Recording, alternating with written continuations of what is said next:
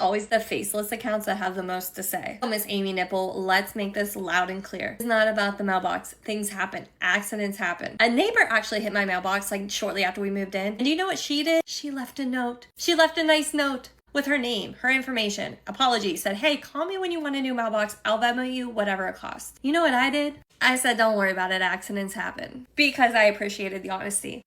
And it wasn't that much damage. It wasn't that big of a deal.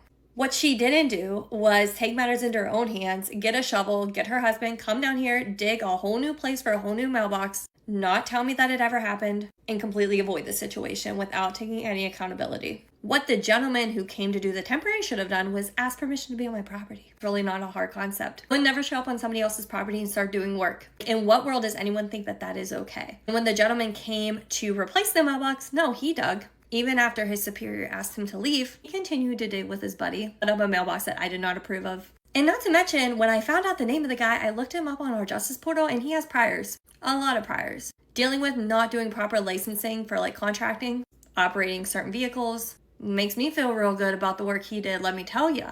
So before you know all the information, maybe just base this off the simple fact that common decency and common courtesy and common respect for other people's properties goes a long way. All he had to do was come to my door, introduce himself, show proof of identification, ask me if he could put a temporary up. That would have went a long way. But now here we are. Bus and company won't answer the police. They won't answer me. Now it's going to turn into something that it shouldn't have because at this point, they need to learn a lesson. And even the cops said, yeah, something's fishy here. Something doesn't smell right. And the bigger picture. This woman who did the damage is driving around children. Children. If you can't fit a bus down a road wide enough to fit 2.5 cars, you shouldn't be driving kids.